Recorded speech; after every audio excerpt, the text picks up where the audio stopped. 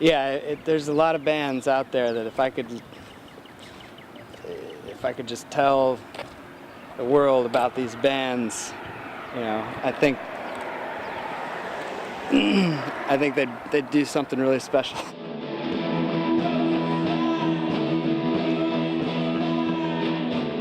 I'm John Rogers, and the label is Holy Infinite Freedom Revival. I think the reason I started releasing music that wasn't mine was because I was really inspired by certain things that I felt like there weren't enough people hearing. It started to represent something more than that to me, which is the freedom of artists to do what they want and to present their vision, and me to kind of back them up and be a support.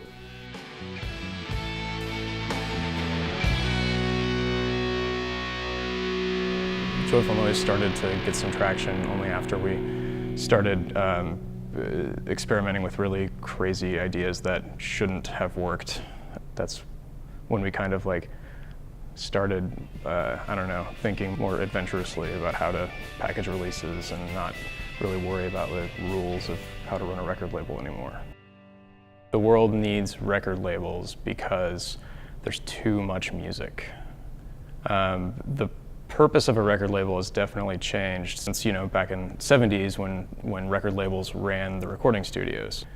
Now that's not even really a necessity. Everybody can record their own album. Everybody can put, you know, and distribute their own album to everyone in the world, you know, for free. The problem is that everyone's doing that, and so no one knows what to listen to.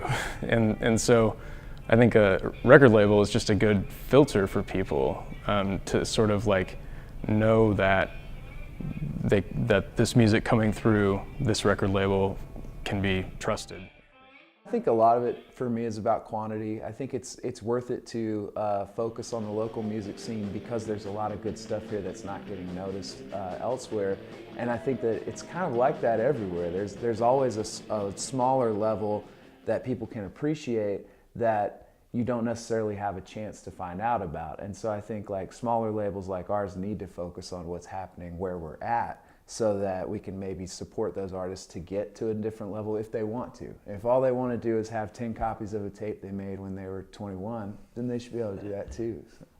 What I see happening right now is that the independent labels are the free thinkers that are willing to try things and experiment with their model, and it's working. And the major labels are always taking cues from the independent labels. Their old model doesn't work anymore. I mean, they still have a lot of money to spend on artists, you know, but you give up a certain amount of creative thought when you go with the major label. It's, you know, they've got a bunch of money and no ideas, and like I would rather have ideas and just a little bit of money. The idea of a label, it's just teamwork. That's all it was originally about. It's like saying, hey, I believe in your music enough that I want you to make it and I'll get it out there. I'll get it to people. I'll sell it. And then we can both hopefully make money back on it, or at least not lose money. They're just like, fuck, man, this kid is such a good songwriter, and you know, like because he doesn't know how to like market himself or this or that, it's like no one's gonna fucking hear it, you know. Like, it's a shame. And if you have somebody to help you do that, you know, the artist doesn't have to worry about being a fucking, you know, marketing director or whatever.